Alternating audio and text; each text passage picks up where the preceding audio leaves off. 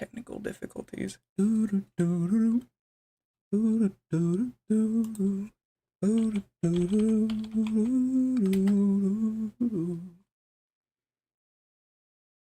damn. Cool. It says live. Turn down my volume on this side. Check this quick. Wait. Is there video? There is. Okay, cool. Cool. Cool. I don't need to. Oh. Of course it's unstable. Okay. Okay. YouTube does have footage. All right. I want to start by throwing out some reference points of, yeah, how I want to conduct this, where I want to go with this, what kind of, I don't know. I don't know. I'm not going to get too rigid about structure right now. I want to go over yesterday's five-fold entendre that was 420 of 2025.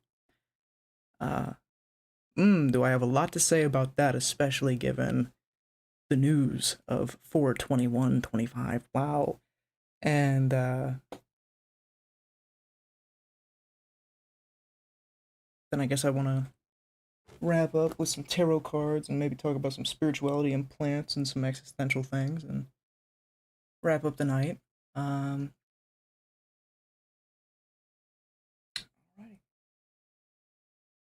Reference points. Brittany Broski's Broski report. Okay. I like the branding she has for it. God, that sounds so corporate and cold and like, anyway, she has like a, well, let me just, since I'm like a streamer and I have a setup like this, what am I doing?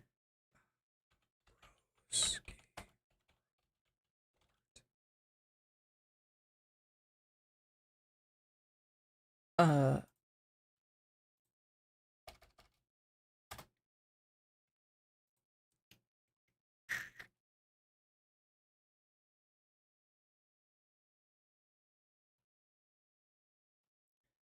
alrighty.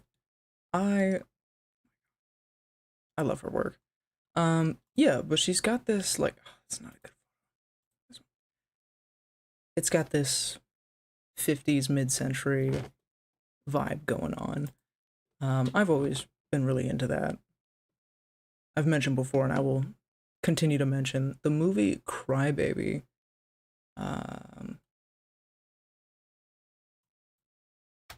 With Johnny Depp.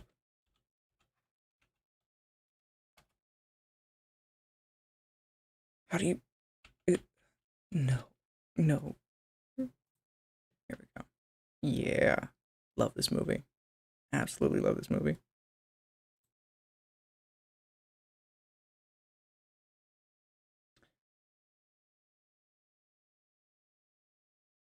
Where else? Where else? The oh well, I guess I'll just talk about the border of this production. I made this in Canva, and I am very proud of it. I made it for free on Canva with Canva, all by myself. I think it's got a bit of a sci-fi look to it. I'm into it.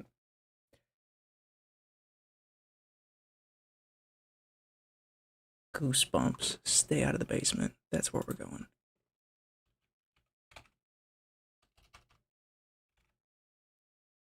This is live brainstorming. This is better than any Pinterest board could ever be. No, you know what? I'm just gonna look up stay out of the basement.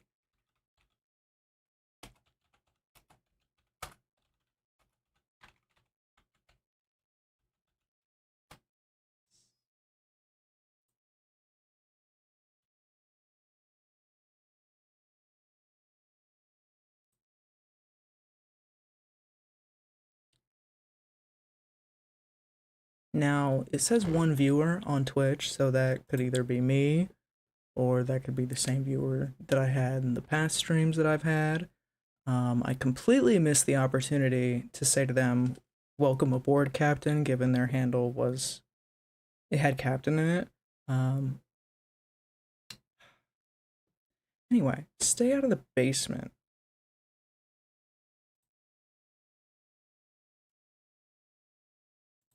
There's something so good about this episode to me.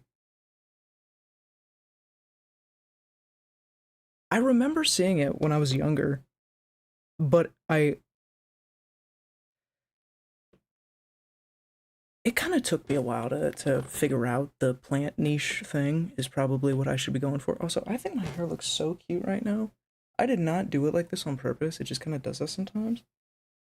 But I also just kind of threw it up because I'm trying some like eco-friendly like magic soap, and my hair texture I don't think took too kindly to it, and so it's feeling funky. Ooh, and I do not want it touching me. Great on the skin. Hair, not so much. Stay out of the basement. Oh, OBS. Connect. Drop frames. What? Hello? Hello? Hi.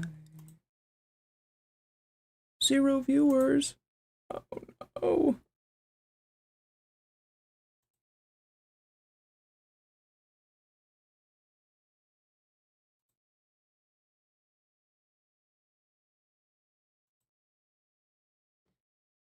Okay. Ooh wee. I'm gonna have so much fun going through through this footage, watching this back to try and either cut it down or just take notes from it. Took me a while to figure out the plant niche direction that I should probably take with my life. Um, and how visceral of a connection I have to botany overall. Um,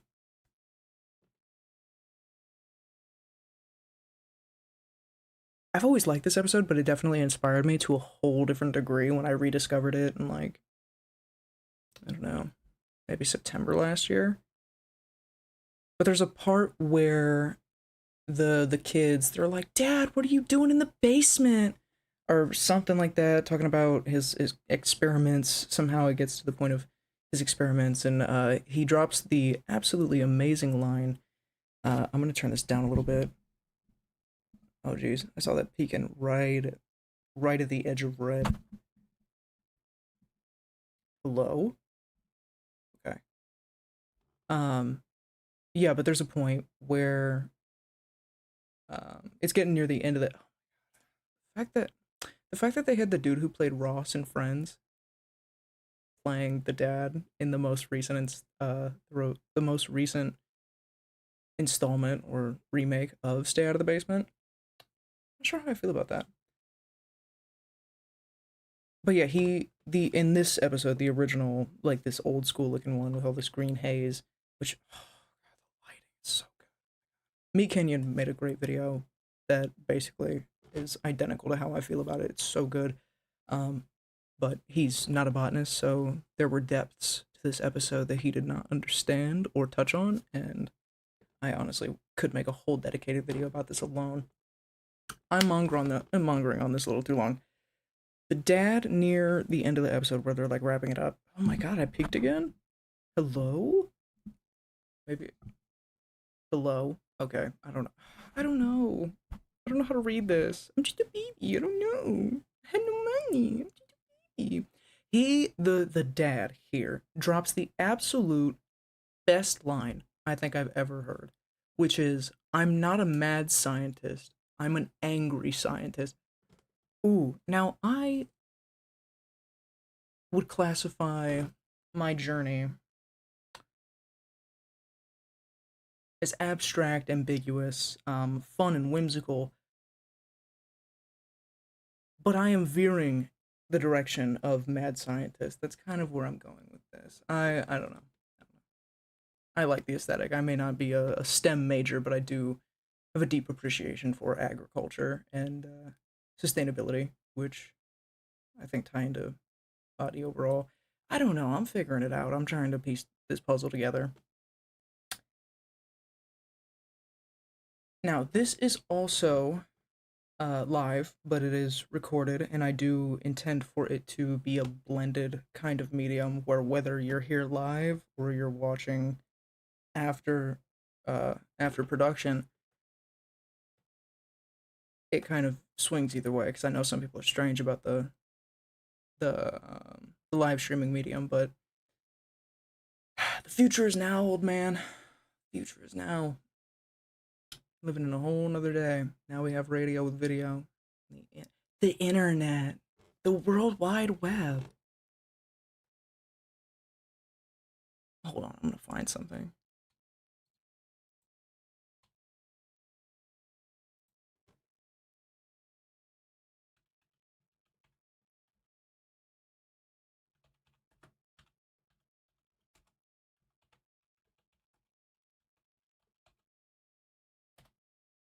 Yeah. Yeah.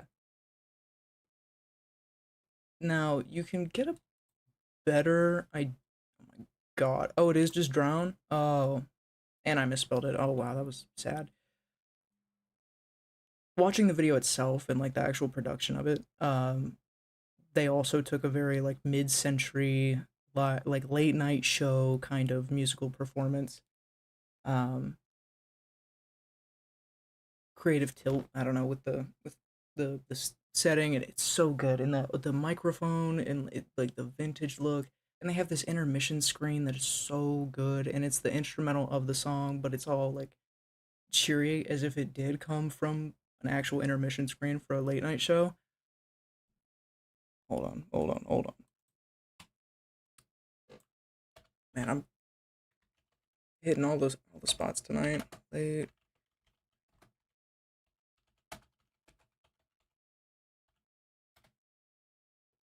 Oh yeah. Oh yeah. This show. Or this is not a show. Oh, what a great movie. Oh, what a good movie. Again, late night show, mid-century vibe. Now this is leaning more 70s. Um, if I remember correctly. So many design choices. The acting was great, the production was great. Love it. But I reflect on this. Okay, hold up. I'm gonna get serious. This is the best background. So good. That movie is so good. I found it recently and I watched it. Now, given my grieving story as of late, it uh damn, that hurt. The storyline with his wife,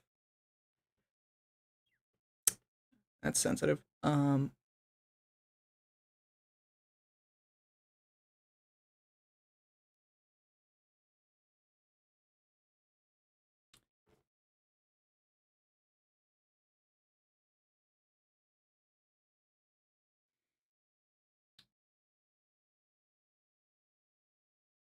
Right, the golden age of America.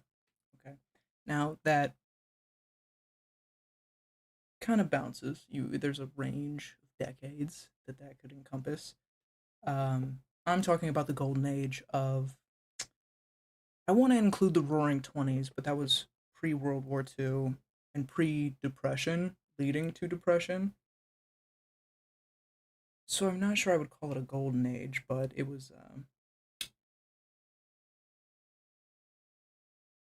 it shined of its own. But the golden age of like the nuclear family, the prime ideal American dream, I guess. Let's see what I can find here.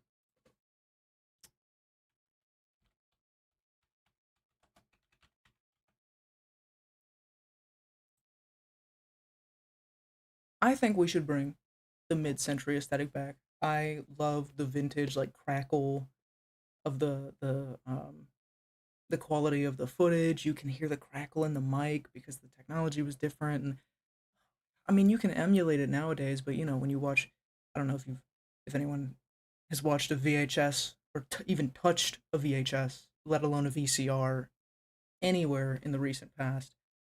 Um, but there's that just that crackle in the back that you don't get with like DVDs and streaming nowadays. There's a liminal vibe to it that I always admired. It honestly scared me when I was a kid. Like,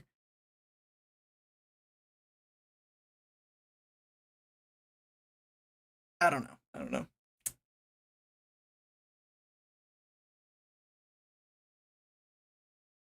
But now I embrace it. I don't know. I found sanity in it. As I get older, I find more sanity in the absurdity of our existence.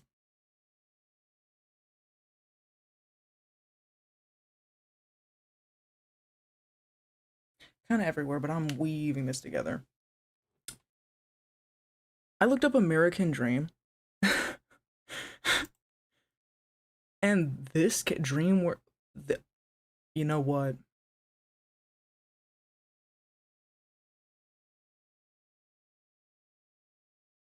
No, there's already a Marxist analysis of Shrek. It already exists, which awesome. The American Dream. Okay, no. I'm talking about like the aesthetics, the visuals of it. Yeah. Like prosperity is here. I feel that this aesthetic would be fantastic if we, I don't know, I hate marketing nowadays. I hate corporate design. It just is not what it used to. Man, I'm so picky about design and disconnected, reconnecting. How many brands are in this? Wilson, um, Doughboy Pool, Wheaties. There's so much product placement in this.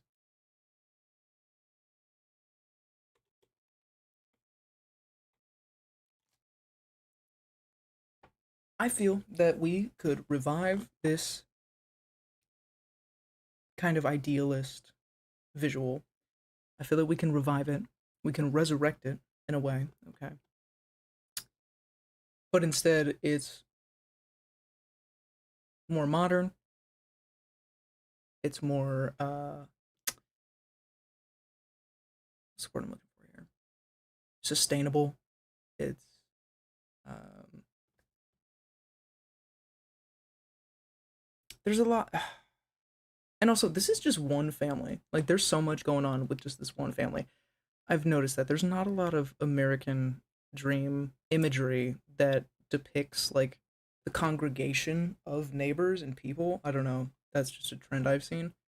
And right, like this, like it's they're like into the distance. They're still just next door, but there's not like a. It's always just the family, which again, I feel that we can revive this type of idealist view, this vision for what the future could be for Americans. But it's more inclusive. It's more circulatory, as in like circular economies. This is probably super boring, but these are just my points of reference. And this kind of, I don't, you know, I'll go as far to say I don't think that this is like a romanticized vision. I think that the grass really can be greener. I think that this is possible. You know what I mean? Like my great grandparents were able to live through such, you know, prosperous stuff. Like I just, like anyway. Now I want to kind of have separate segments of this broadcast as I go through. I want to kind of break it into chunks, and in which later I can go back and streamline the VOD of the live, or I can kind of break it down into segments of their own kind of video and fun times, fun times. Oh dang, he's cozy back there.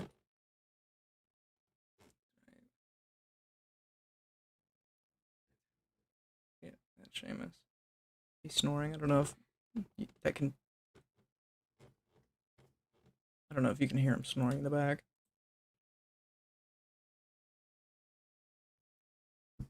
Oh,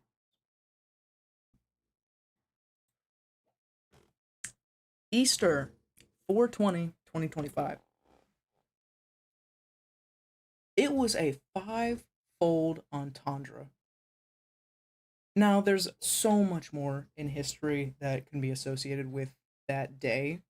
However, I'm a pothead, so this Easter was significant because it landed on 420. And so I'm talking about this five-fold entendre of a 420 Easter that we had because, well,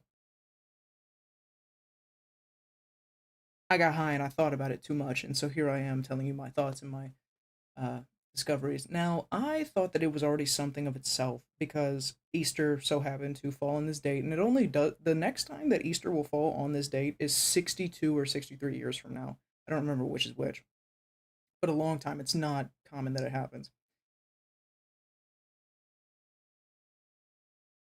Easter, I felt that it was the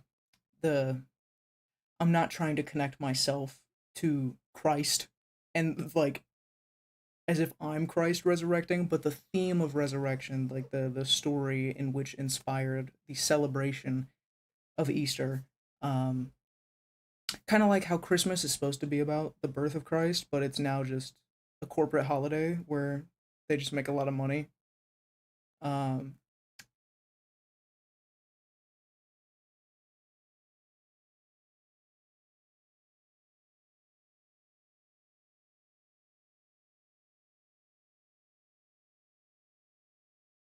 right, it's similar in that nature because there's Easter, the holiday for like kids, and pastel colors and eggs, and the Easter bunny and baskets, and spring and full bloom, and oh my goodness, such a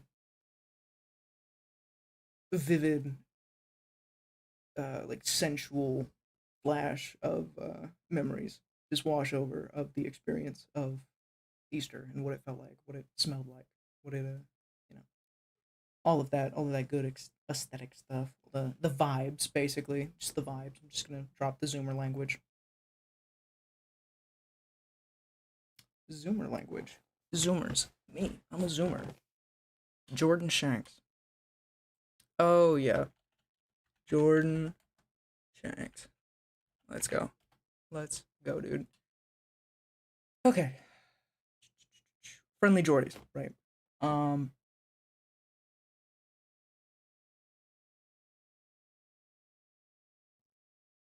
no, Easter. Damn it, Easter. Okay.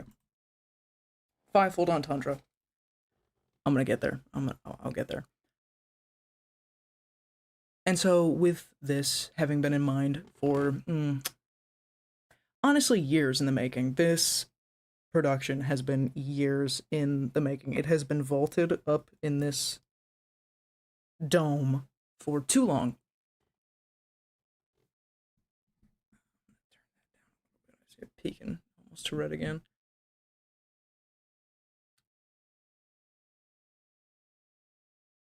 And so, honestly,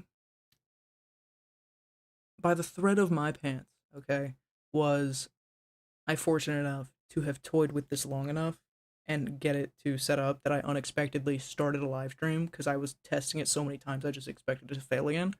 But then it started. And I felt that I kept putting it off and putting it off because I don't know, just crossing that new bridge into unfamiliar territory. I kept putting it off and I did not originally think that I didn't even imagine Easter would have been the date that I would choose. I thought it was going to be back in February, honestly, or my birthday even. That was yeah. So either Valentine's Day, March 12th, or I honestly was like, dude, I don't know what else to do. But then I was reminded that Easter exists. And what is the story of Easter? What's the story of Christmas? What's the point of Christmas? Well, it's about buying gifts and spending money and getting what you want. No, no, no, no. And I'm not a Christian, by the way. I'm just saying this because, like, the overall theme of resurrection, I thought that it made sense to, given that I had all the dominoes lined up, and now all I had to do was just push that first domino, and this, you know what I mean, just press a button or press a, few clicks, and this is going. Um, with Easter creeping up, I thought to myself, you know what? I think, I think that makes sense. I should do this.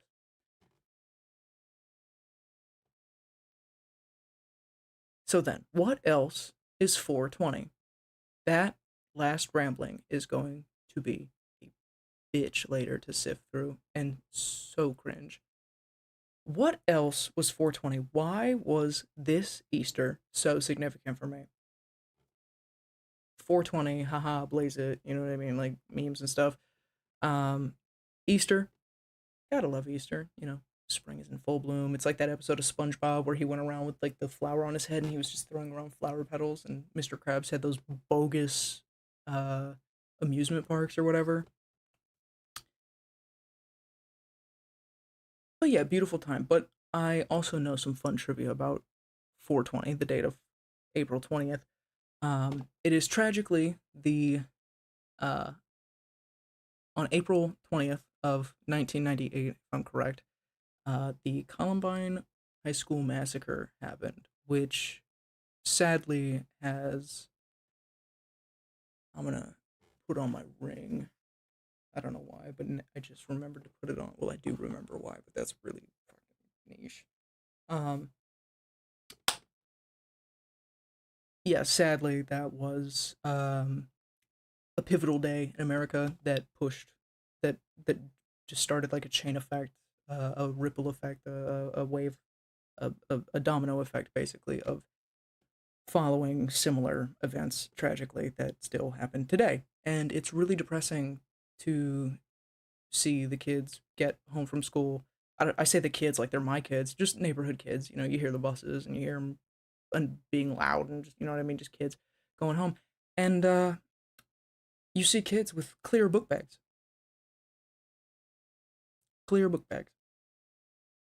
That that was implemented right after I graduated. I think they really put the gas on that after I graduated, so I didn't have to use that personally. So unbelievably depressing to see that. Which I don't even know why kids have book bags anymore. You just use a Chromebook for the most part. It's so sad. Oh, our Department of Education. Oh God. Hitler's birthday. Not to hit you with a double slap, right left, but Hitler's birthday is also April 20th. And I was like, wow, okay, so a lot of things are happening on this day. Um, so I go to bed. I thought it was a successful stream. I had a good time. I go to bed. I wake up this morning, or the morning of 4/21/25, to find out that Pope Francis passed away. And I thought to myself, at first I was like, okay, hold up. Did he pass on Easter? Because I feel like that's very timely for a pope to pass away on such a biblical based holiday, you know. But no, he passed away the morning of April 21st, 2025, and I reflected on that, and I just want to share this tidbit. I am grateful that whatever absurdity has led to our existence, that we were able to get just one more 420 with the Pope, just one more Easter with the Pope. I'm grateful for that. I'm not bringing God into this, but I think with how timely it is that a Pope passed away on such a religious based holiday. And then it's also with everything, and the fact that it fell on, and it only happens so often. Like, I know the day that Easter happens is different every year, but to me, I'm finding significance in this. And yeah, so I don't even know how. Entendre. Wow. Okay. Um, cool. Well, not cool. There were some depressing, heavy facts in there.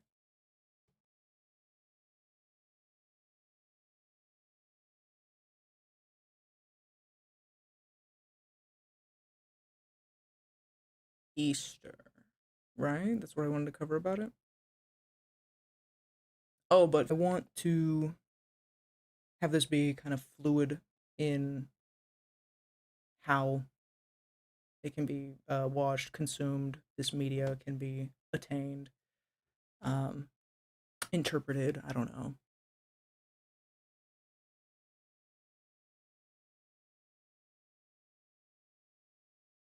And so I'm going to try my best, though my brain wants to just spit off in every other direction. I am going to try my best to try and segment this out into different sections of the broadcast, which I can break down later or streamline and yeah, I don't know, break down into more content because on that creator grind.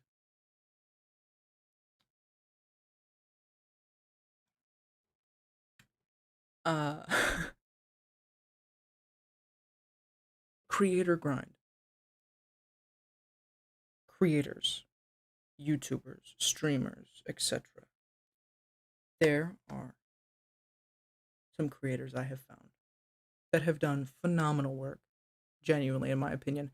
And not just people that I admire from a young age, but people that I have found recently. And actually,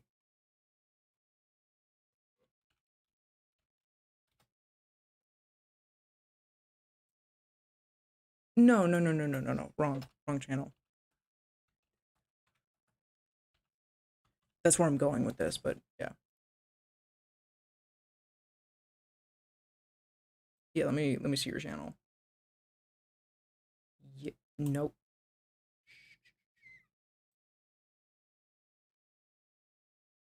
I remember seeing this guy's content like way back when. Yeah, like a long time ago. I just remember some dude with an accent, with an Australian accent, was just getting creative. I don't know. And so here I am years later, and uh, things are really coming full circle for me personally because then I realized that that YouTube channel, the guy behind that channel, works alongside a good friend of his, to which they make very, very interesting and niche content, in my opinion. This was all okay. Look, okay, I'm trying to. They do some phenomenal work. Um, what, Shamey? What you doing, bud? You need to go outside. Oh, you need to go outside. Okay. Oh, geez. No. Alrighty. Be right back.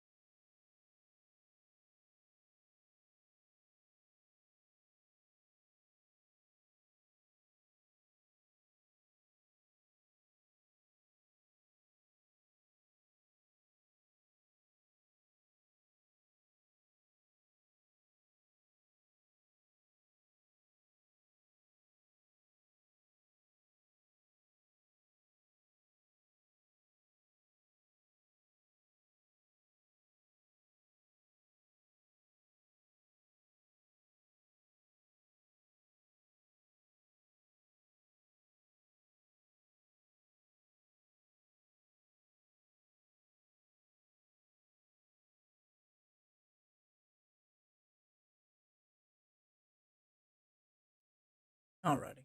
Alright. We're back. These guys. Boy. I did a thing. And you know what?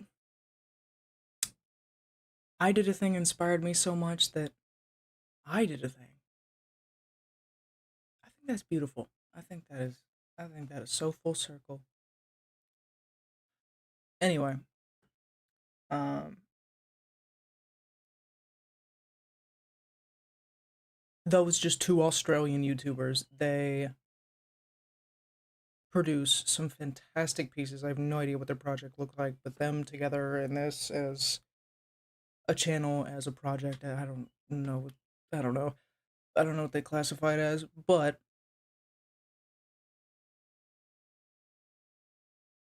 they have covered some phenomenal stories, and one of which I think is relevant. It hits a soft spot for me. I learned about this story shy of a year ago. They released a certain video 11 months ago. Now, 11 months ago, for me, trigger warning, trauma dump, all right? Death, cancer, terminal illness, losing a parent, right? Yeah. 11 months ago, I had no, me and my family had no clue of what monster was going to infiltrate our home in a few months' time. Uh, Creepcast, Tommy Taffy, they covered that story. I know they didn't create the story, so it sounds like I'm crediting them for like it. Tommy Taffy, great fictional piece in my opinion. It does get vulgar, like, like almost unnecessarily vulgar at certain points. However, the concept of this entity just kind of barging into your home, you can't get rid of it, and you just have to live with it, and you don't know how long, and it rocks the entire.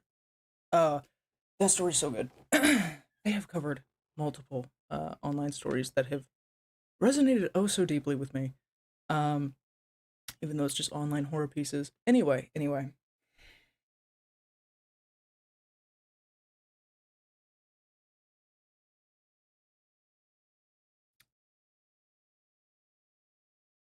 11 months ago, yeah, my family had no clue of the bombshell that was going to be unveiled only a few months later.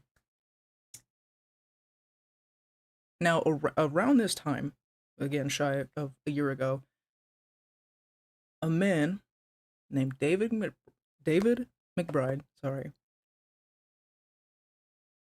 was locked up for, I think it was six some years, 6 years, some months, and either way, no matter how long or short the sentence, I think it's just overall unnecessary. The story, David McBride. This man is a Australian whistleblower. He basically was like a lawyer for the military, and so he would be dealing with their legal affairs and going over stuff, crossing T's, dotting I's, making sure everything's straight, and making sure like war crimes aren't being committed and like things are legal. Boom. Surprising enough, the military wasn't, and there were war crimes to be unveiled. And he went to his higher ups and basically was like, "Hey, I found this. What are we gonna do?" And they blew him off. And they just swept it under the rug like nothing. And so he, as a moral person, was like, "I this information this like it's his job to make it was his job to make sure that the actions of the body in which he worked for were legal."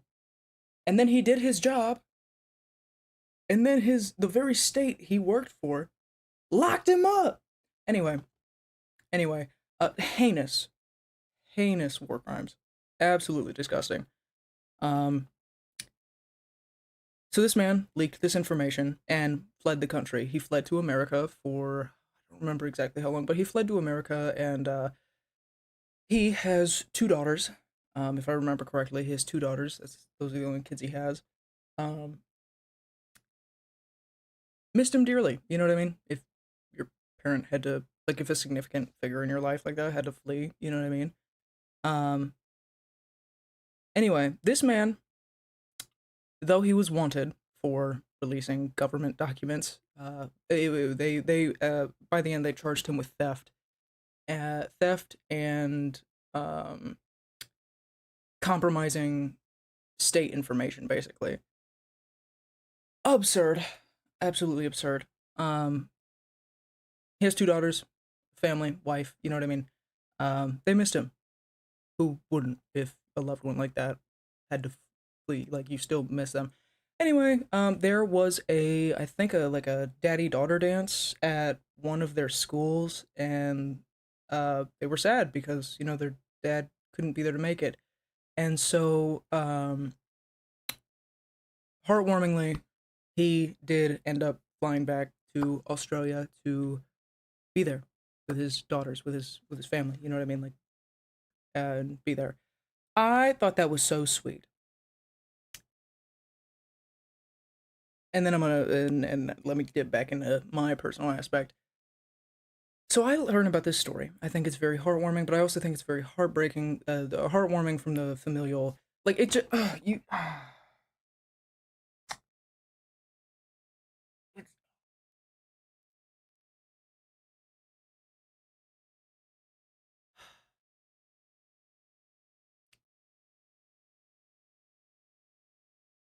this man is alive and well, as far as I'm aware, but he cannot see his family. Well, he could, but it's not the same when it's through plexiglass or across some sterile table with a dude in a suit and you're in a jumpsuit. You know what I mean? And like you can't touch each other. Like weird, just weird stuff. Okay, it's like it's yeah, he could see his family, but like dude, it's not the same. That is not the same. It was heartbreaking to learn about this story. I almost want to say inspiring, but I feel like that's not the word that I'm going for. But it sparked something. I mean, this story definitely was fuel to a fire that was already starting. So then the news about my dad comes out,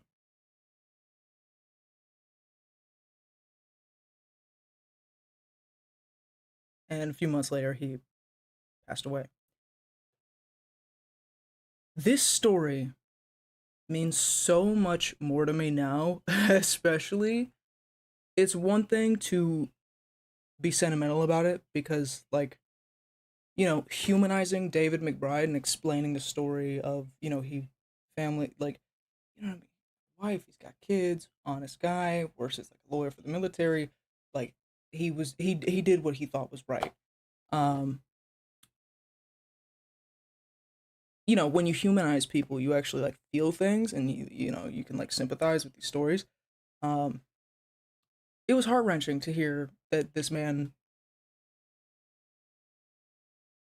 basically got thrown into not basically he was thrown into a cement cell because he did his job.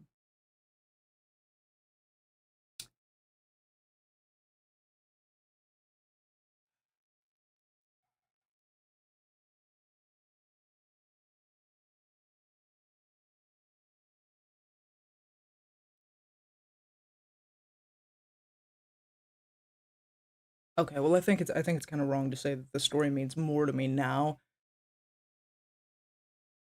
It almost gets more personal now, just because the reality of losing a father, I can relate to that, but I can't even, like, he is alive and well as far as we're aware, and he just is not a free man. This man has not committed any crimes as far as I can see. No. And especially for the fact that he was doing his job, but they pulled out some like old ass like ye olden law to basically just shut the whole thing down and be like, no, we're locking this man up. Absolutely tragic. We are coming up to, I think, yeah, there was a post on to his Twitter. I think it was on the 8th of this month, it was like 333 days he has been incarcerated because of this. So now, about 2 weeks have passed. We're even closer to the 1 year mark, which is absolutely tragic. And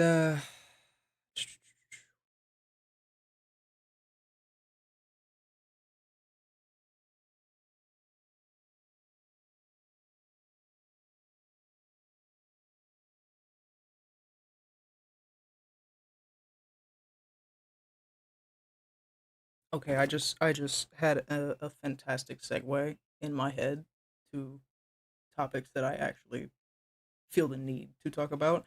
But I mean, this is all relevant. I feel the need to talk about it. This is my broadcast. There's a reason I'm bringing it up. But, but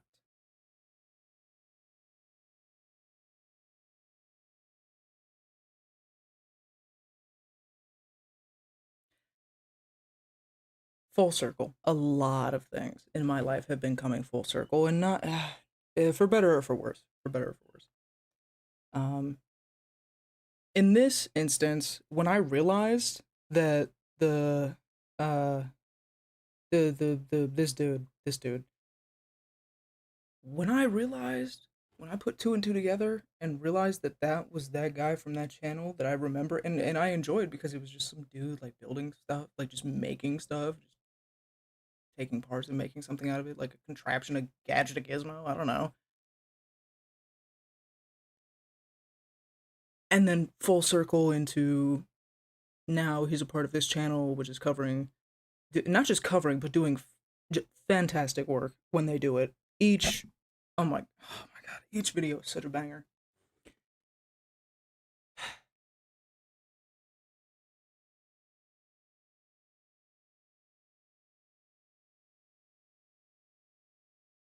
Now, interestingly enough, there is another Australian YouTuber who they have worked with named Jordan Shanks, Friendly Jordies.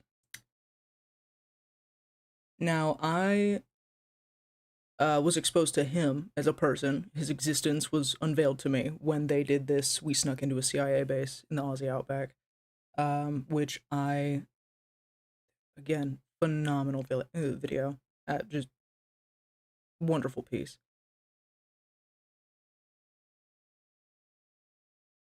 And so I was exposed to him as an individual, but I didn't think too much of it. And then they did this video, which kind of gave more depth to it. That uh, they kind of exposed me to this story as well, and they uh, uh, gestured to the fact that Jordan himself had made a few videos about the David McBride subject. So I went and dug through his channel, and then there was also a um, there was a Moist Critical. He actually covered the story, um, the story of Friendly Jordies and when his house got firebombed because he's pushing the envelope a little too much. He's ruffling too many feathers. He's grinding too many gears, salting too many apples. Too much friction, I guess. I don't know. Damn, he's 35. He does not look 30. Okay.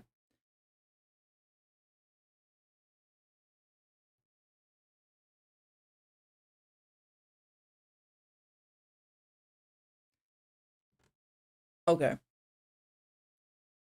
I haven't watched his stuff in a while, but then again, I haven't really delved into these things the way I want to because the last portion of 2024 for me was very depressing and family focused. So today, however, he put out a Jordan here put out a video on his second channel going over the show How to Catch a Predator. And intro to it, he made a remark about trying to stay relevant to Zoomers or trying to like anyway. And that hit me super sideways because I really do think about this guy's content very often.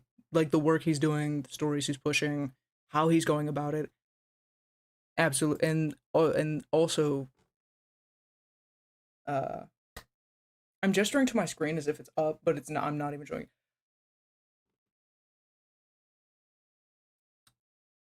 Jordan, his channel, Friendly Jordies. Well, but okay, good. There's not an automatic video that's gonna start playing in tandem with these guys. Phenomenal work, absolutely impressive in my opinion. And I do think about this guy's content. This Zoomer, he's still relevant to this Zoomer. I'll say that. Just as relevant as the story of David McBride, which I think, just like the California fires or the train derailment in East Palestine, Ohio, uh, they slip in the attention of the media a little too fast, and I think we need to, you know, revisit these issues. Keep the conversation open. Speaking of keeping the conversation open,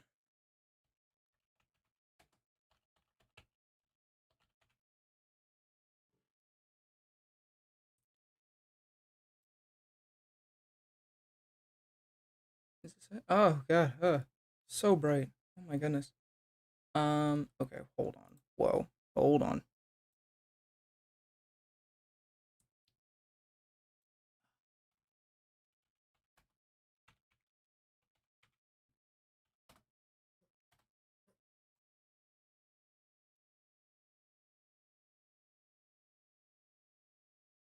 It's so bright.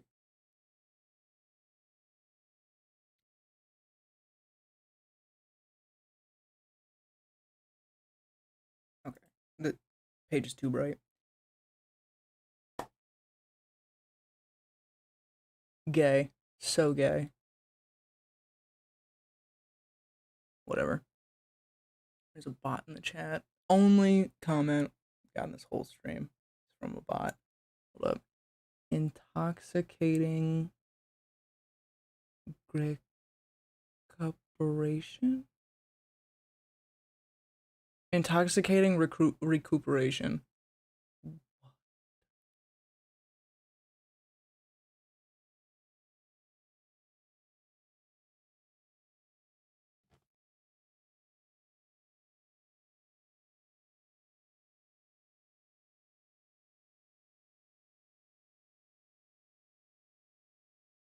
Right now, I do want to bridge. Why do I care for Australian news at all? Why? Um, I don't know. Always had a weird draw to the country of Australia since I was a kid. Had no specific reason. There was just something in my brain that just like was drawn to it. And as I've gotten older, I've found reasons to uh, actually make sense of the interest.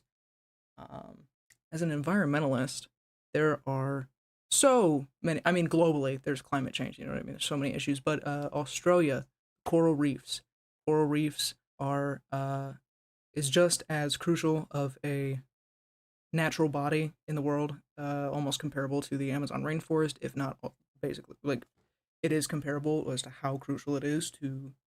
It is one of the major organs of our ecosystem. So there's that. Uh, Overall extinction. Seahorses. Oh, seahorse. Oh, seahorses. Seahorses. I will get so depressed about seahorses if I think about it long enough. If I dig into it, like I actually will. I will bring myself to tears thinking about seahorses. It is so sad. Oh my god, endangerment. Oh my god, dude. Oh my god. But also, America and Australia have a similar history. But then again, I think every country on this entire globe was colonized at some point or another by one nation or another. Australia. Vicious history of colonization, very similar to America and what happened with the natives. Um, Rich history to the lands, just absolutely just pissed on the parade of it. No consideration. I think that there is. Uh,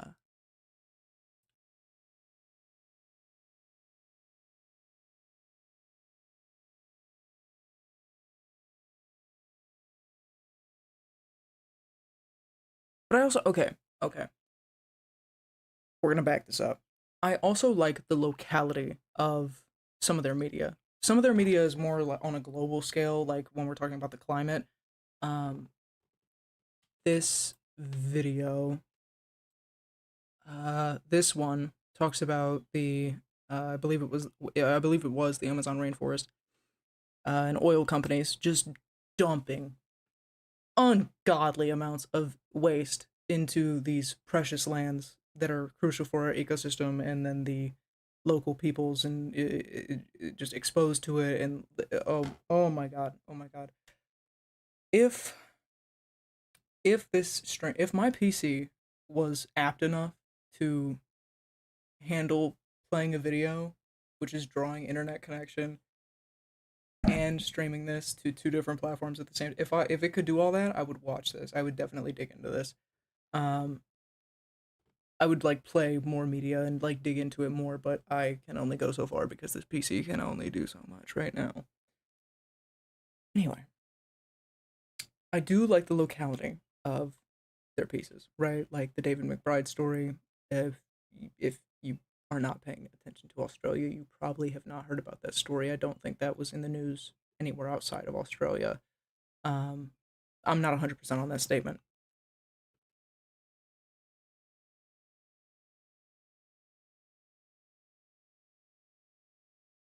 But speaking of locality, okay, speaking of locality, so bright.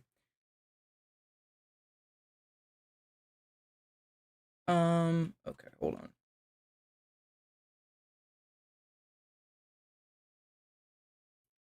About us.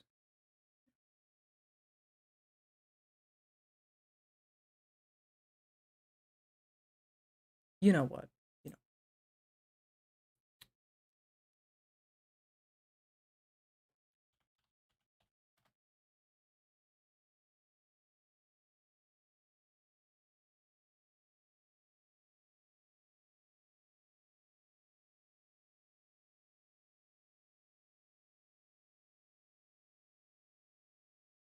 mm,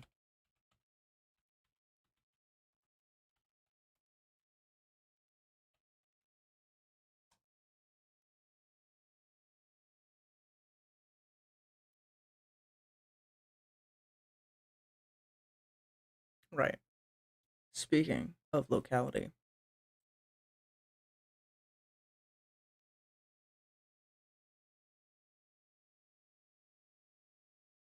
this Indiana Humanities is, well, let me read you the bio. It is a nonprofit that encourages Hoosiers to think, read, and talk. You will find updates on our channel about Hoosiers who are participating in our programs and how you can get involved and why the humanities matter.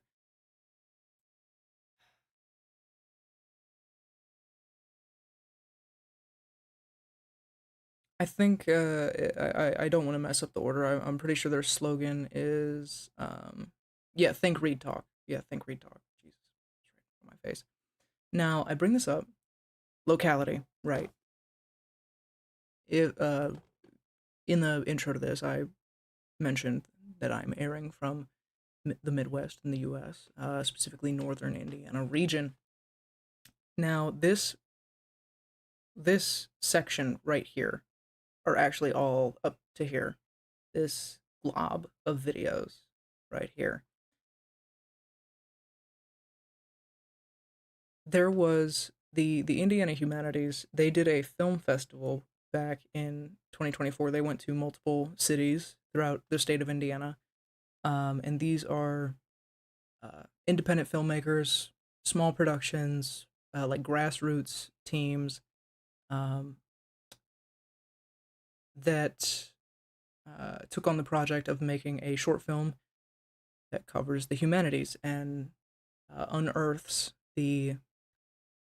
these deeper, beautiful, blooming, absolutely budding stories of average Hoosiers tending their lands, cultivating it, not only cultivating their land, but cultivating their future for one reason or another. And each of them is so unique from the next. Actually, this was free. Okay, the film festival was, the entry was free. It was at my local library. Um, I was moved. Okay, was I look? I'll admit it. I was brought to tears a time or two throughout it.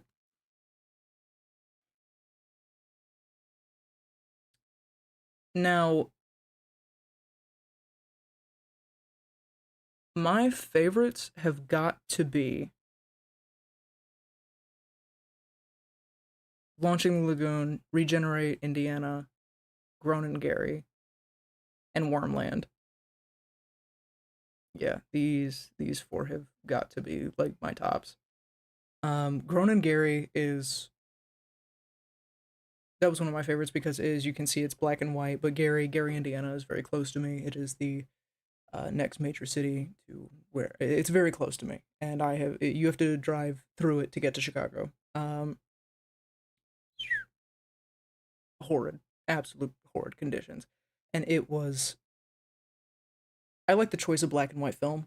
I don't know what that has to do with the film necessarily, but I do like the vibe it gets, and I do appreciate black and white film. I really do. But it was really cool to see what you know what I mean, these Hoosiers were doing in a town like Gary, Indiana, cultivating their land, and it was beautiful. There was a local woman involved, and they were going around and asking her like what do you get out of this? Not like what do you earn out of this? How much money do you make? But like what what wisdom? What do you obtain from just their thoughts on how it impacts them? And that also kind of looms to Regenerate Indiana because this is about um,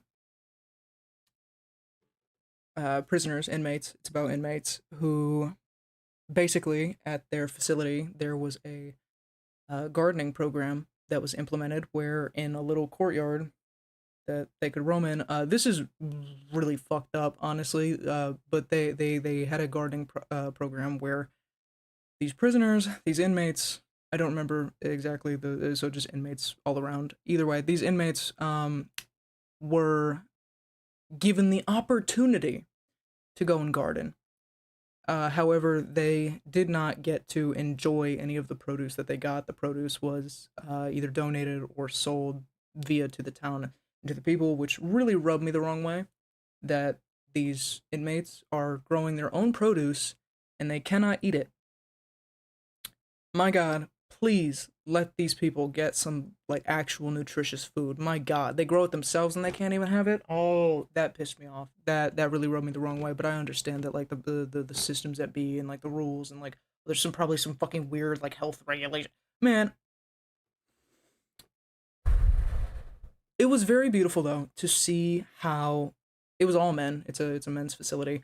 It was really beautiful to see all of the different people speak on how gardening, how botany, how working with plants, how cultivating the land, even if they didn't get to indulge in the fruits of their labor, how it impacted them, how um, the program was so therapeutic for these men.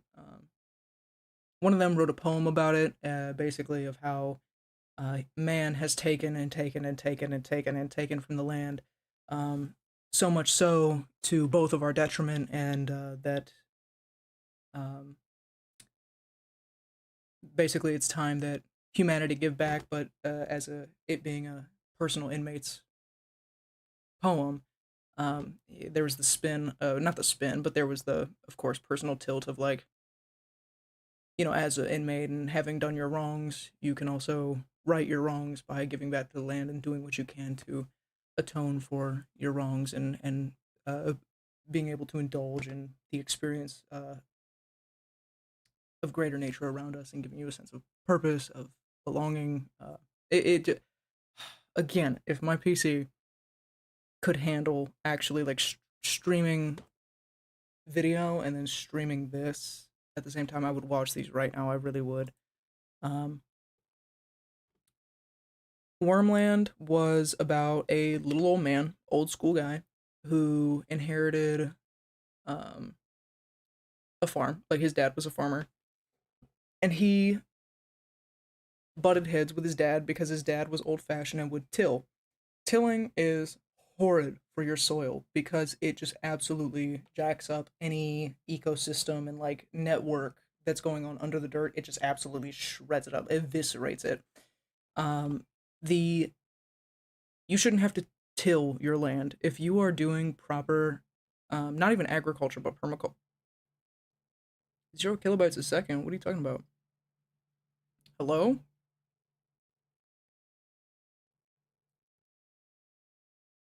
Okay, reconnection successful. Cool. Right, yeah. Okay. Tilling absolutely eviscerates the natural network beneath the soil. You should not have to till if you are doing proper not only agriculture, but if you are all around doing proper permaculture, the soil should be um, there should be enough activity going on underneath the soil to where you shouldn't have to till necessarily. But that's why it's called wormland, because it's about night crawlers, it's about worms, it's about the subterranean bugs that you know. Worms are, oh my god, oh my god. I do not want to go on a rant about worms and how big of a part they play, how big of an impact they have, and how intimate of a connection we have with them, whether you want to admit it or not. Whether you're cremated or you're buried, dude, look, those worms are going your matter will be absorbed by them at some point or another. Whether you want to admit it or not, we all have an intimate connection with the worms. Respect them. Anyway, launching the lagoon was also absolutely wondrous and whimsical. It was honestly the most whimsical out of them all. Grown and Gary was whimsical too, but the black and white filter to it definitely like gave it a different tone. That's why I'm saying launching the lagoon was probably the most whimsical. It covered a lagoon that at first was barren. It also talked about making the lake more accessible for disabled folks. So they would be able to.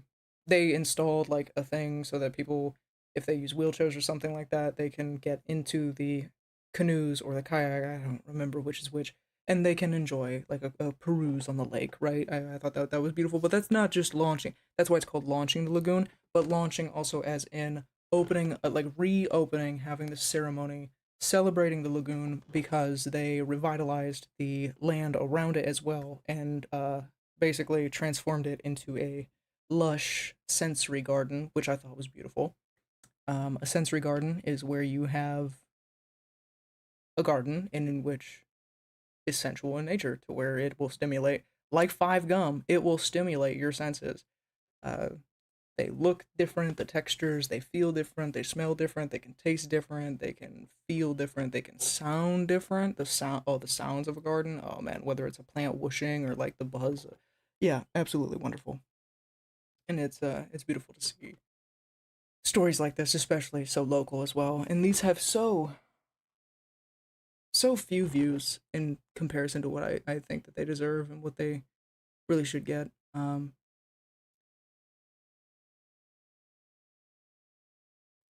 Absolutely beautiful.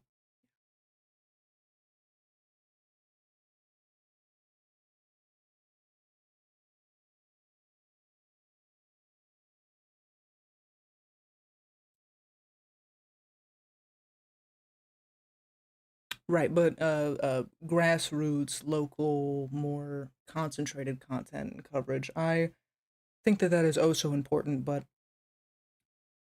I like to not only focus on local affairs, local problems, local news and politics, because that is just, it's easier to connect with actual masses of people when you have that kind of intimate uh, reference point with the population, right? But I don't think that it should be concentrated so strictly down to just the locale. I think that the power of the locale, once established, I think that it should be used to cultivate a greater goal, cultivate a greater outcome for a greater purpose, right? Not just the local agenda, the local goals, the local um, objectives, but it's also on a greater scale. You know, like when you don't just do things for yourself, but you do things that are not only good for others, but are in turn good for you. That kind of vibe. Yeah.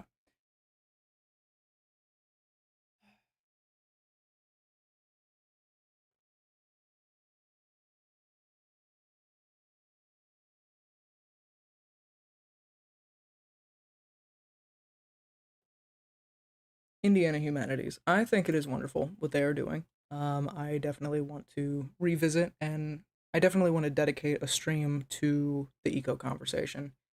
That is something that has been gnawing at me for too long, um, and I have not done it yet. But that is going to change.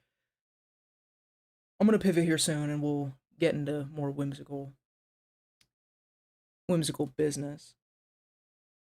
However, I do want to add, um, at the beginning, I had some reference points of the nature and the look and the inspirations behind this broadcast and how I want to guide it through this resurrection. But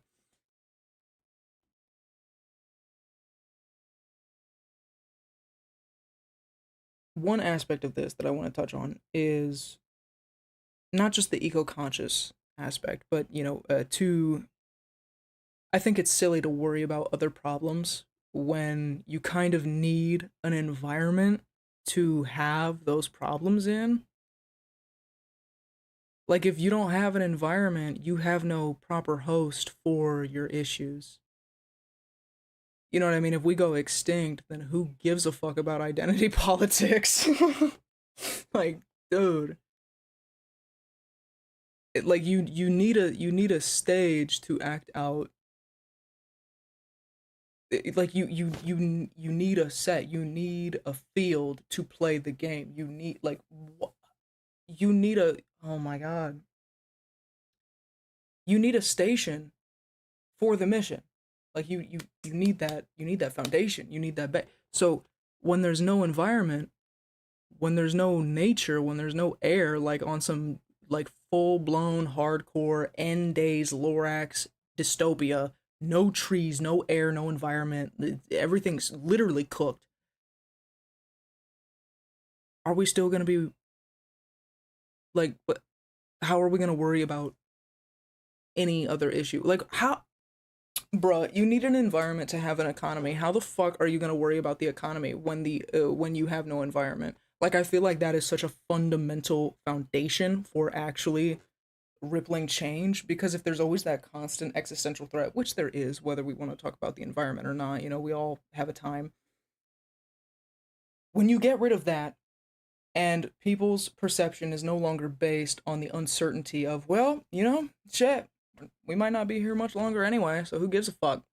When you actually get that, right, people will feel stable enough to actually invest and anchor themselves or really like, dig into a project or invest themselves in like an enterprise, a organization, a initiative, something that will have long-term effects. But when there's that constant threat of like, well, nobody's guaranteed tomorrow and everything's going to shit anyway, like we're basically in end times, who gives a fuck? That's why I have such a hard eco tilt. Not only because I do genuinely care about the nature and the science and the history behind botany and the evolution and how it has man, plant, aqua creature, air, aviary creature, whatever, how all of it has evolved and weaved together through time, and how the plants have changed with people and people have changed with plants, and how we are more similar than I think a lot of people would like to admit. Um, like there is a genuine interest in the botanic part of it. It's not just about the environmental. It's not just about conservation. It genuinely is about like the. It's very therapeutic. It's not just about the science of it. It's there's so much. There's so it's so layered for me.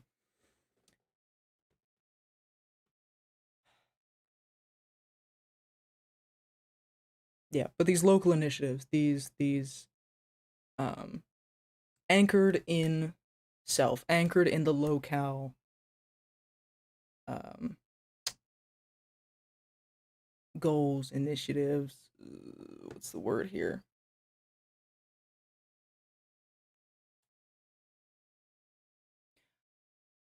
I want to basically cover things of this nature and more that um, I hope inspire or spark something in somebody to where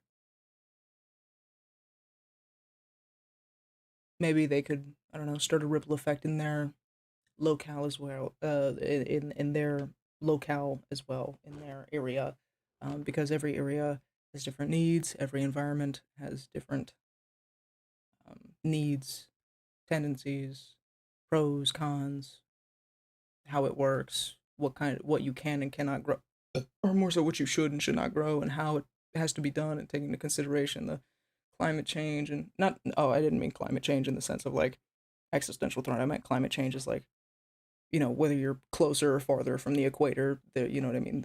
You have different. Um, I almost want not biomes. Jesus Christ, that's Minecraft brain. Biomes. Um,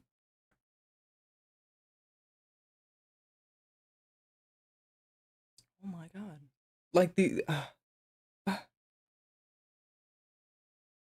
whatever, whatever. Yeah, the sustainable practices that need to be implemented and educated and propagated, no pun intended, through one city is not what needs to be in another. Um, Germany has a lot of Europe has much better recycling and disposal and like um, waste management than the U.S. does. To which to improve their sustainability and their circularity, they would be going an extra mile. However, the basics that they have are leaps and bounds for where we're at. We're starting at negative like ground 10, okay?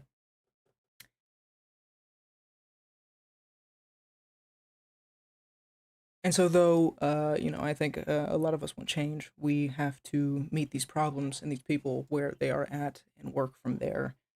Um, and go with the grain, not necessarily against it in all cases. Sometimes we gotta go against. Honestly, sometimes we just have to burn the grain. Honestly, we just gotta throw it in the wood chipper. All right, some wood is just so rotten you can't do anything with it. Oh my god.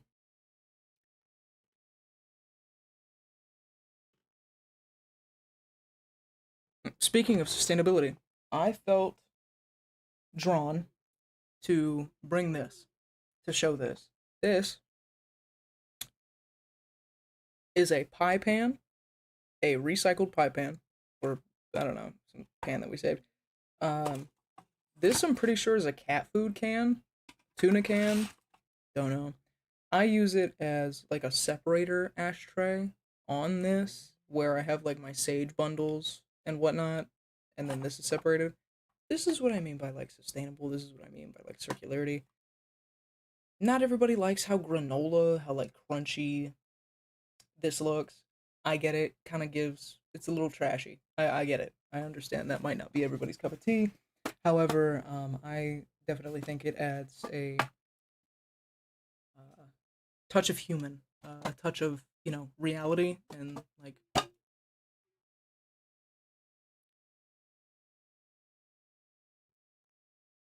it adds a bit of a homey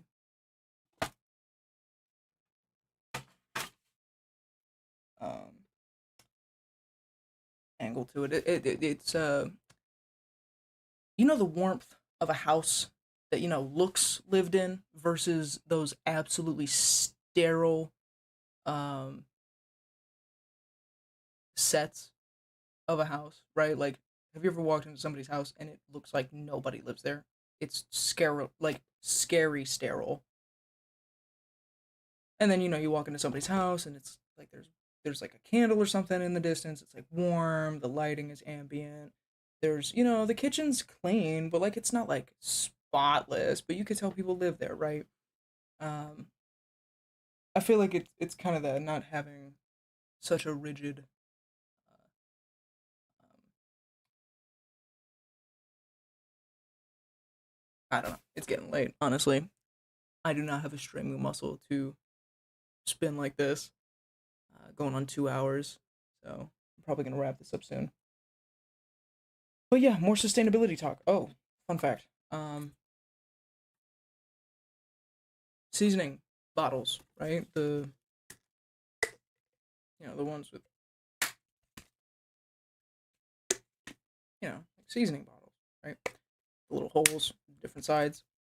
You can recycle these and put plant seeds in them. You can make a mix if you want to, and I recommend that if you like to, if you have like a dog, you can take them on walks, or if you like to go on hikes, or if you just like to walk the trails in your area. I know here in South Bend we have a river walk because of the St. Joe River, and it's very scenic. It's very beautiful. But I notice, and not even just along the river, but throughout any town, any given town, there's always these like patches of land, like open dirt, ground, earth. There's like just the patches of earth like breaking through the concrete jungle. Underutilized space. That is underutilized space. There are better practices that companies could do that would save them money, and they would not have to spend so much in landscaping and upkeep, and they wouldn't even have to think about it if they actually did it properly, in my opinion. You of course you would still have to think about it. You know what I mean? Like if it's one thing to have something nice, but you have to maintain it so that it stays nice. But it's just not nearly the amount of maintenance as it would need if it were, like most pieces of earth are ill managed. Anyway, get some seeds of like native plants or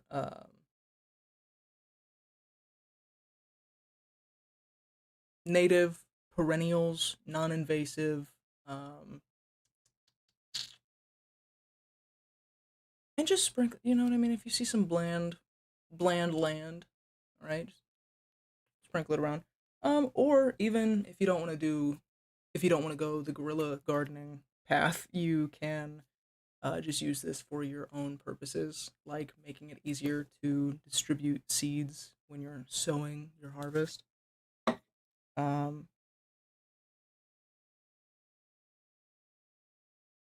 yeah, what else? I feel like there's something else right in front of me that I'm not realizing is upcycled or reused in some way, shape, or form.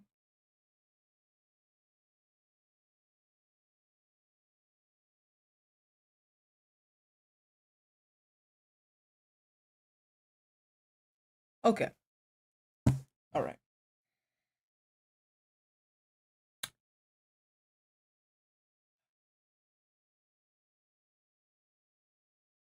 It is 3:15 a.m.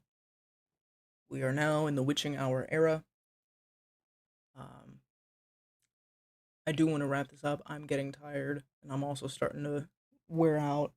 Um, but I do want to get a little spiritual. Okay, so since this is so, there's nobody here as far as I'm aware. There's nobody here. I have.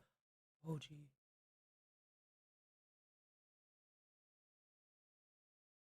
Okay.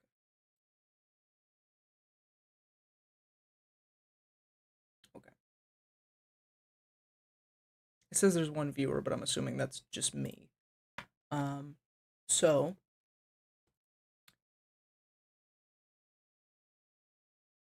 since that is the case, I'm going to do a tarot reading. However, I do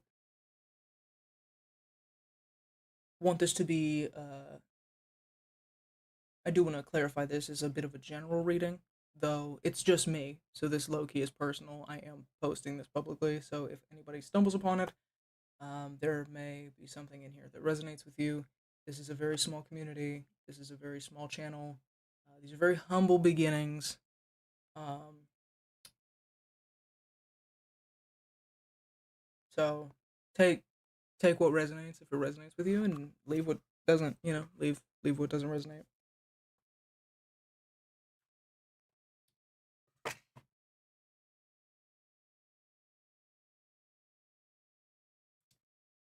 But if you are here and you like this channel, or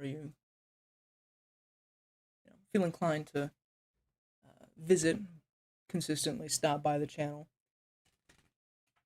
I can only assume that you resonate with one angle of what this broadcast does or another. Um, to which I'm not doing this to try and like predict the future and be all woo woo, but there is some spiritual wisdom that sometimes, with all the introspection in the world, I just cannot unearth it myself. And the cards,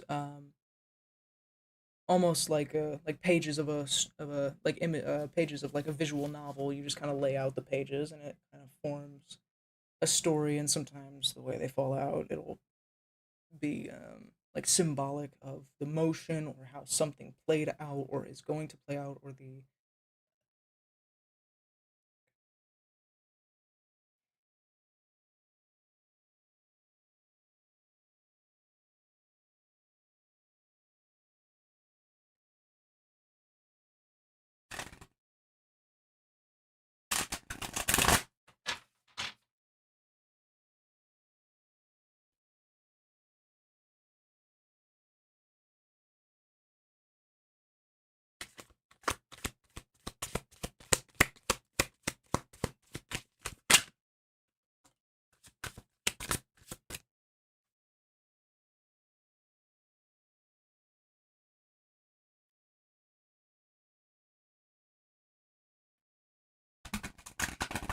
oh.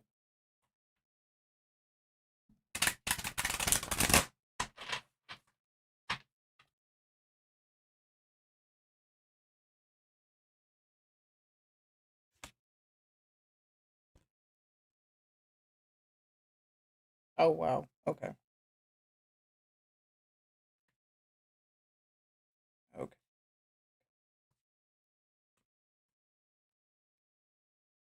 What was this? Ooh.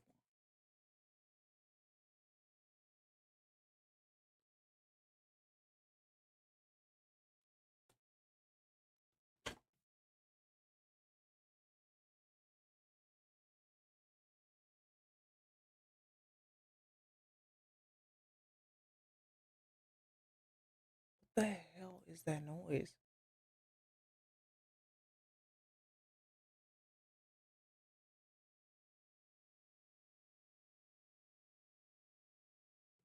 Okay, whatever.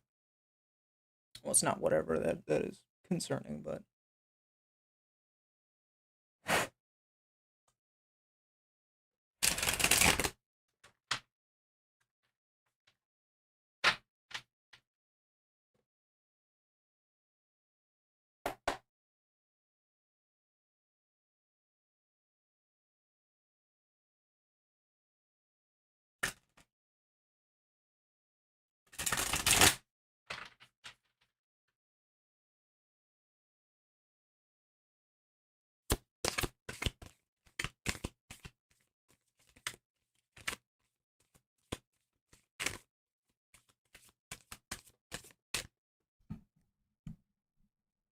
is that better? Oh, did not mean. Hello?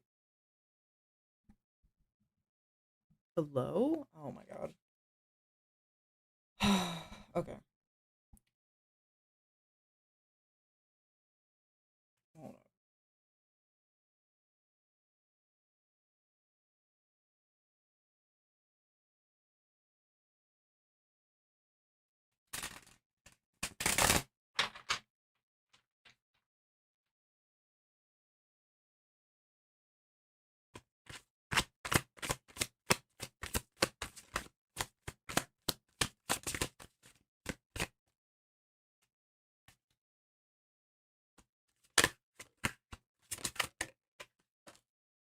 Mm. Again, you come. I knew you meant business. I knew it. I knew it. Mm. Secretive, huh? That's what the devil's all about. Damn it.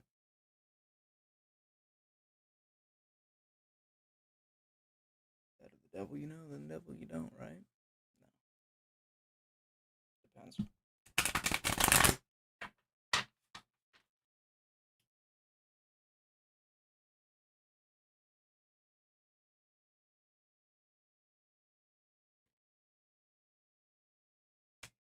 Okay, that's interesting.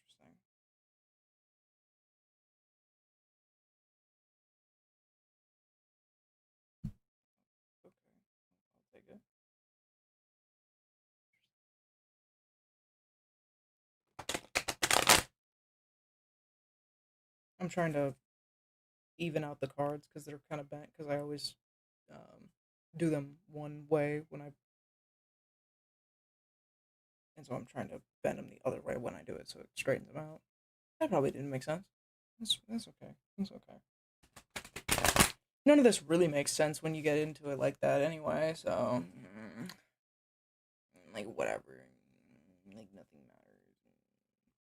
It's whatever.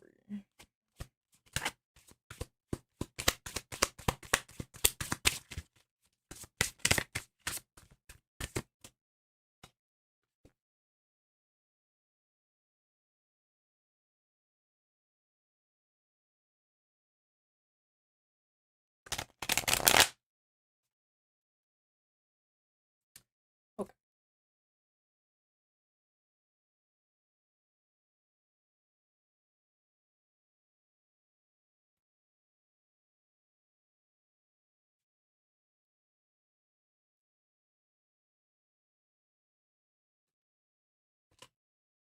Hmm.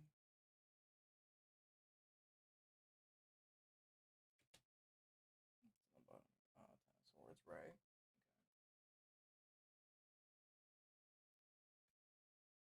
You came out hairline, like by skin of the teeth type hairline. Very strange. Devil upside down.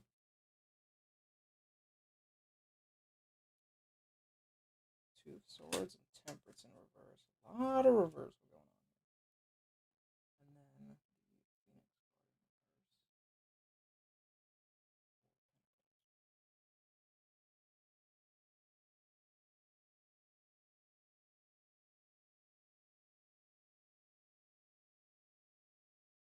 Oh yeah. Oh yeah.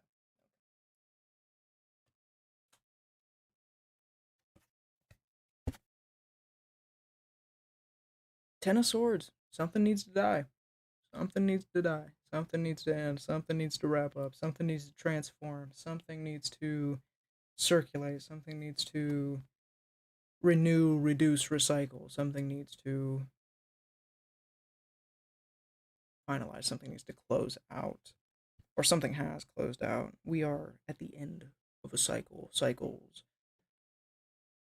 As we have the Ten of Swords, we also have the Ten of Pentacles. And the Ten of Pentacles in this deck, I love it. Ten of Pentacles. It's all the planets lined up. And I love this deck so much. This is the Quantum Tarot by Kay Stopforth and Chris Butler.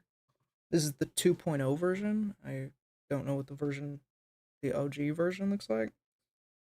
Yeah, but given we have the Ten of Swords, we also have the Ten of Pentacles. So for every sword here, for every break in the bone, for every fracture,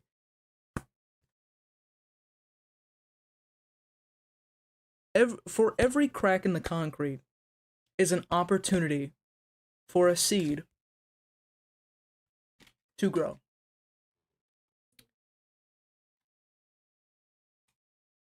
Four of Cups, Four of Pentacles. Now this is really interesting how this kind of mirrored. Okay. There's these three main cards in the middle, Two of Swords in the very center. So kind of like a sword on each side. There's this division of where we're straddling worlds here, are we? Temperance. Temperance and the devil. Yeah. Old cycles. Ten of Swords on the bottom. Yeah. Yeah.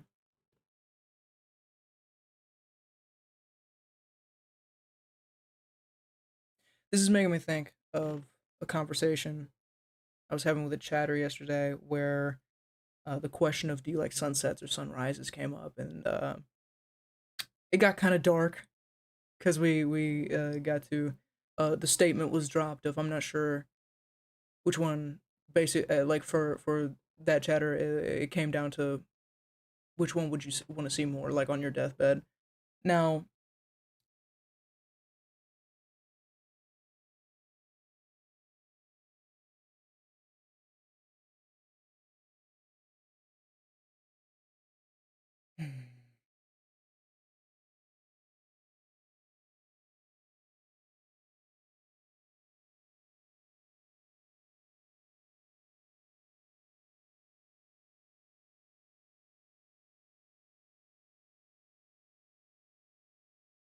Right, yes. This is reminding me of that because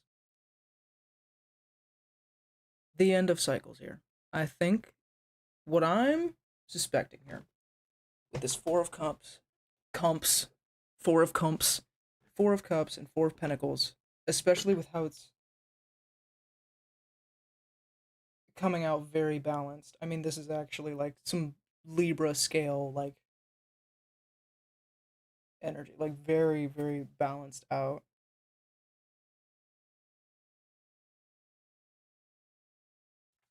Right, hold up. Because we got Two of Swords, Devil, Temperance, and then Four of Pentacles, or I'm sorry, Four of Cups and Ten of Pentacles. And then on the other side, mirroring that, is Four of Pentacles and the Phoenix card, which is an exclusive card to this deck. Bottom of the deck energy is Ten of Swords with ba-ba-da-ba. Who would have guessed it? The Queen of Pentacles right underneath. How appropriate. And there's also the Six of Swords underneath her, behind that with the Ace of Swords in reverse, in which I think that we need to. Oh, and then the Three of Wands as well. Okay, so like waiting for your boats to come in, looking at this new horizon, looking at this new world. I think that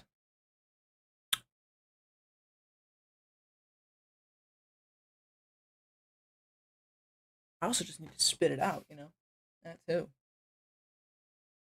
Maybe there's something you just won't stop chewing on. You need to spit it out. Be it a situation, a person, a place, a thought, a memory, a piece of trauma that just haunts you. No, I don't mean to say that like you can just fucking spit out trauma and then it doesn't bother you anymore. Absolutely not. That's not how it works. But there's something either gnawing at you or you've been gnawing at it.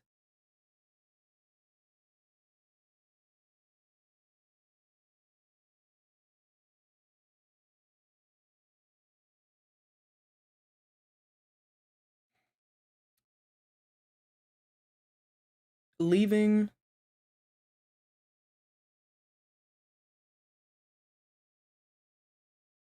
leaving to enter a new. The end of a cycle and the beginning to another. Life and death, mornings and evenings, dusk and dawn. Up and down, right and wrong, left or right, north and south, forward or backward. Yeah. That polarized nature of two worlds, always being pulled in two different directions, being caught in the middle, right? But that's the thing. In the very center, we have the Two of Swords. In like, we need to be decisive. But here's the thing: not decisive in the way of fighting and using our swords and uh, always being so defensive. But there's temperance and the devil. Now, some things we just absolutely have to leave behind, like addicts. You know what I mean? Like some people just need to put the shit down, and they cannot live a life of temperance with whatever it is that was, you know what I mean, had such a nasty grip on their life.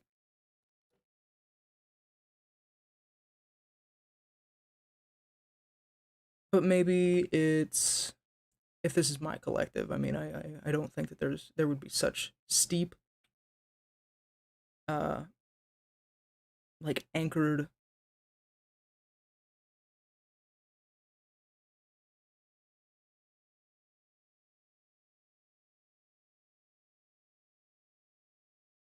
Be it this is my collective, I feel that the solution here is so much simpler than what we make it out to seem. It's not that complicated. There's too much complexity bias going on here. Where, since we live in such an advanced day, be it technology or just like society being formed at all, um,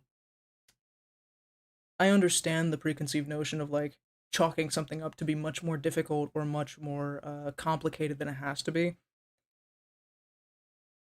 But and things are okay. Don't get me wrong. Like there's a lot of hoops, a lot of niche hurdles, and just what just seems like unnecessary. Half the time, there's always like something catching you up, tripping you up. There's always like that little bump.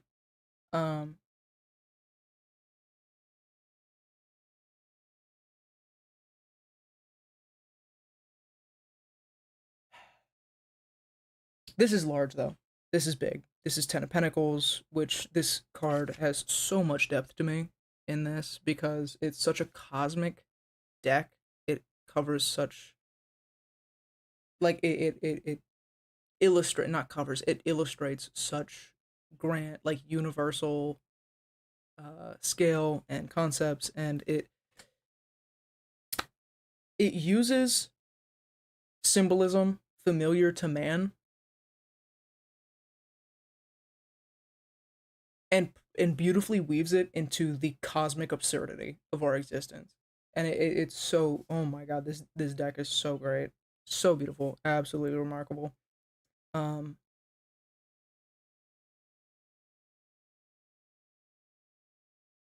but yeah, whatever this is, it is big enough to where I wouldn't feel too shy in saying like life changing. Um, like not just oh you got a new job, but like your entire life changed, like complete 180. We're moving to a different lifestyle. We may live in the same house, we may wear the same clothes, but we are living a different life. Some like something's got to give. Something broke, something dissolved, a tower crashed, something fell, a foundation was shaken. Be this my own personal reading makes a lot of sense. um, but Devil and Temperance. I don't know why, but sex addiction's coming up. Whenever I see the Devil card, especially, you know what, it might not be a sex addiction. It might just be some root chakra healing we got to do. We got some root issues. We got some trauma embedded in our foundational chakra. Um,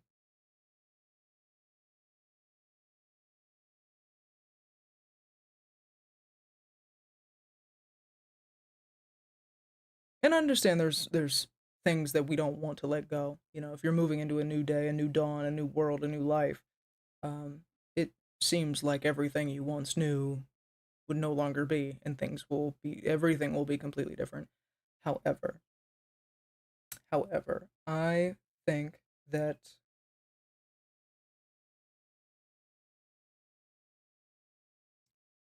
whatever habit, whatever vice, whatever indulgence, whatever I almost want to say decadent activity you uh, bask in for leisure, for relaxation, for comfort, for whatever,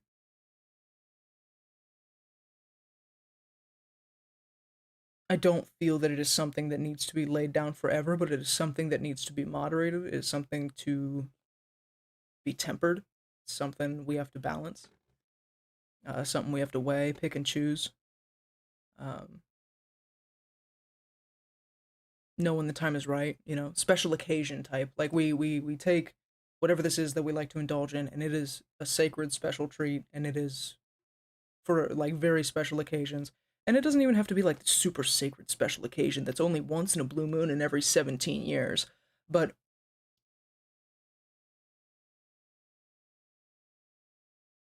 something, oh, interesting.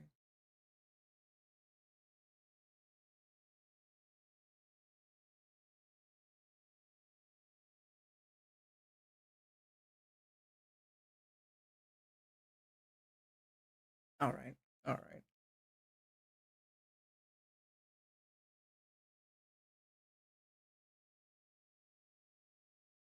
The fact that the Ace of Swords and the Phoenix are upside down, they're in reverse, is making me think that, excuse me,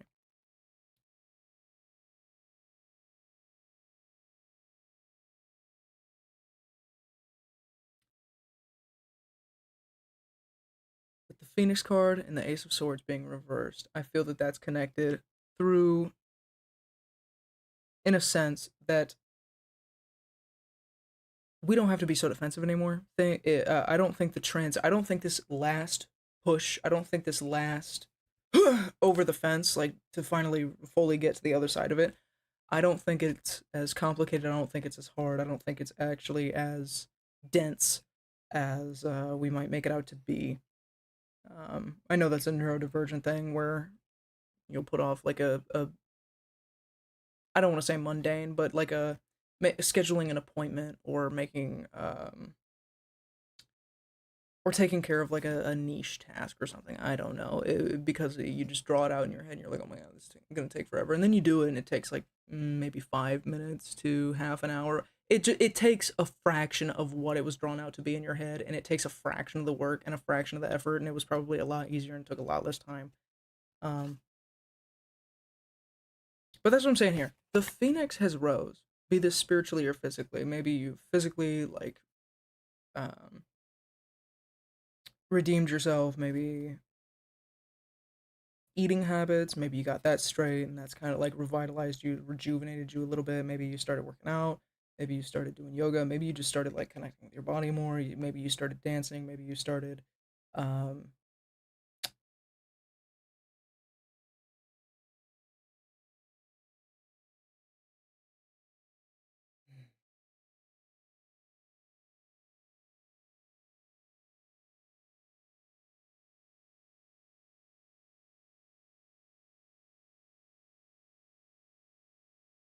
sensuality and intimacy. The phoenix has rose. This rebirth has happened. This rejuvenation, this revitalized, this refreshed perspective is here. It is now. It flows through you. It exudes from you. It flows through you. It you are the nexus of it. Like it is here.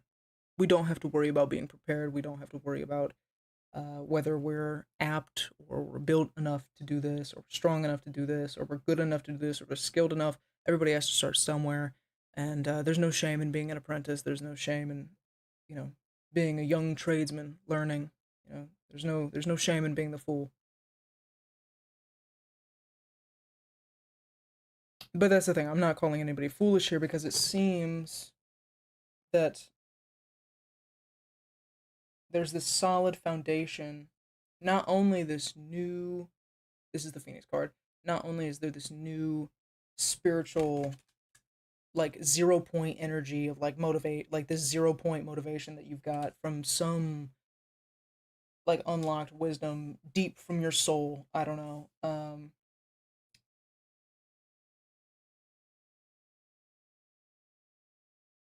But also physical. There's a sense of we have everything we need, whether it is knowledge, whether it is supplies, whether it is people, whether it is the weather being right, the fact that spring is here, at least in the northern hemisphere, and you can start like growing stuff. The very earthly matters. This is Ten of Pentacles, so this is very, very earthly matters. Home, legacy, your domain.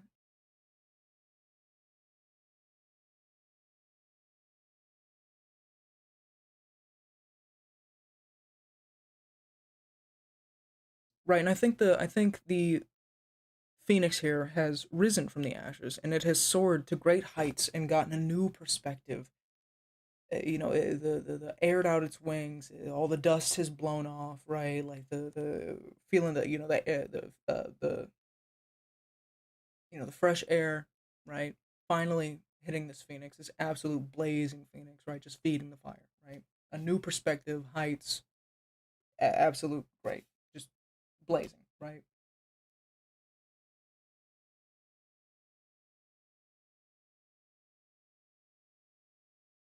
But the Phoenix, that bird's got to land. Okay, that bird has to land, and I think it's time for.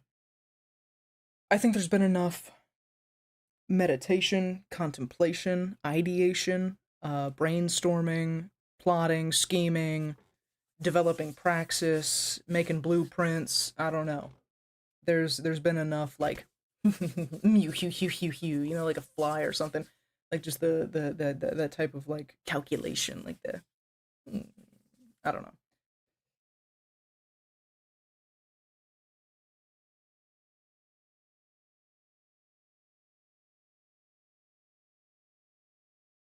Yeah, it feels like all the wisdom, it feels like all the knowledge, it feels like the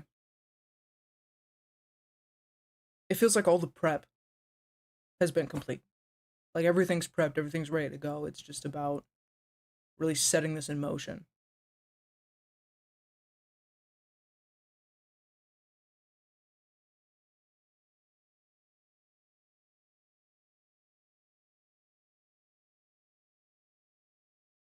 4 of Cups, 4 of Pentacles, some with the home life, something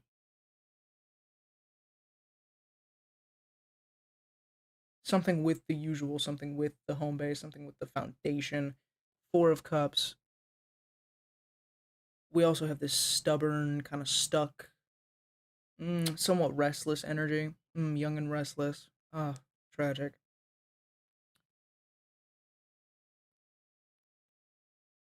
To actually fully hoist yourself to the other side of that fence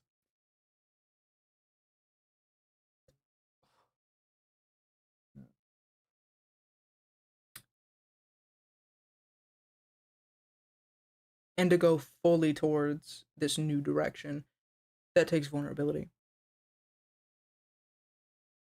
That takes letting your guard down a little bit so that you can really see what's going on, right? Be open to new experiences. Um, don't get me wrong, a tree can't grow strong without a little wind. There's going to be bumps, there's going to be obstacles.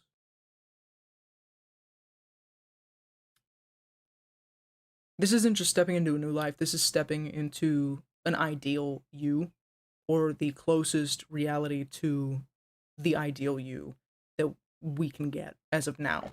Um, and with that, not just being a new life, but of the ideal as well, that's pretty intimate and individual for each person, right? Like what wealth and what it means to be wealthy, what it means to be abundant, what it means to be prosperous, um, what wealth looks like, what wealth is defined by is different for every person. And so there's a very deep, intimate understanding that you need to have with yourself. Well, not very, but there's an intimate understanding that needs to be had with yourself, or even like an inclination to your interests and these more personal aspects to you, confronting them, wearing your heart on your sleeve a little bit,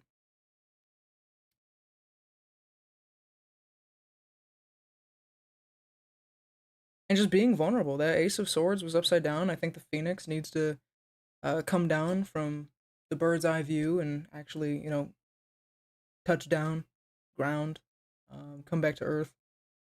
Um, and we need to put the sword down. We need to put the sword down. We've been wielding it for too long. We've been using it too much. We need to set it down, honestly. Or even, you know what I mean, lower your blade and put it to the grindstone, right? Like we need to step back from the defense and we need to indulge in the moment, in the state of not being so defensive, but also get back to the basics of the craft. Okay, don't forget, you know, the 101 of whatever craft or pursuit it is. There's the basics that we have to keep down. It's one thing for me to do this and exercise this new social aspect of the production, but then there's the fundamentals of understanding the technical basis that hoists all of this up, this foundation, making sure that we maintain the things that making sure we maintain our nice things. Um,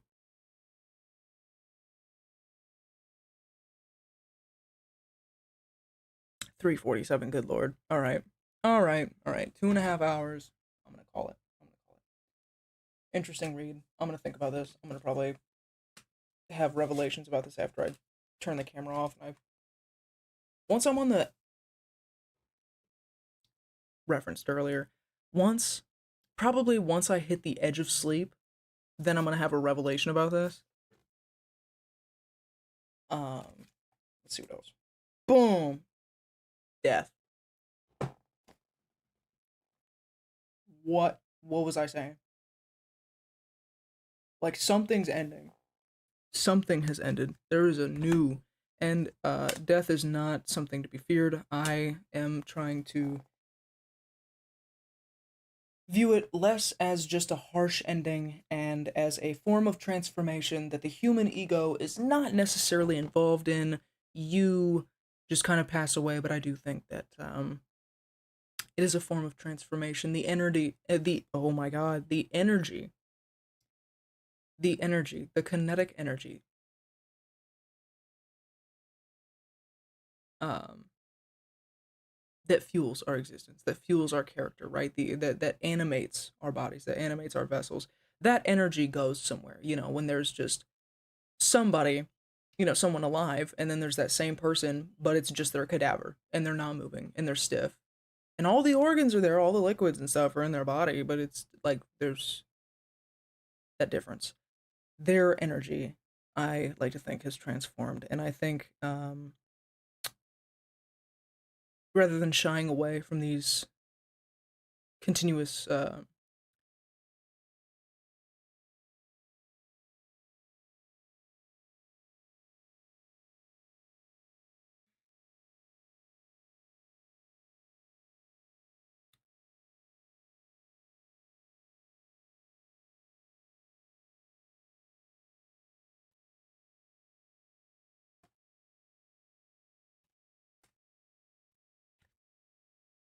7 of cups. Oh wow, okay, yeah. There's a lot of choices, a lot of paths, um, a lot of visions and dreams to be deciphered, to be compared and contrasted, to be invested in and divested in.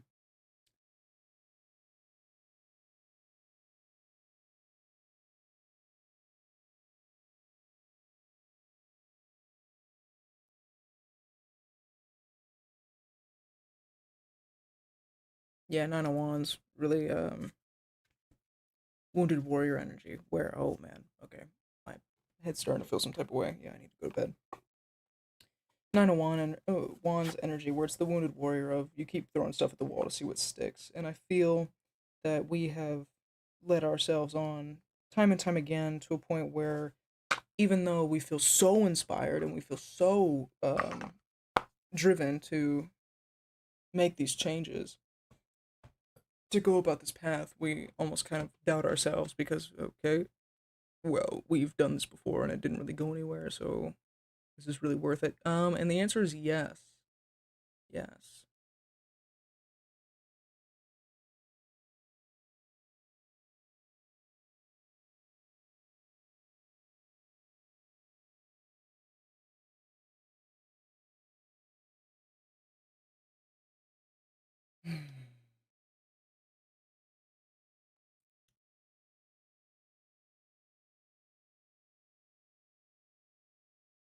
All right.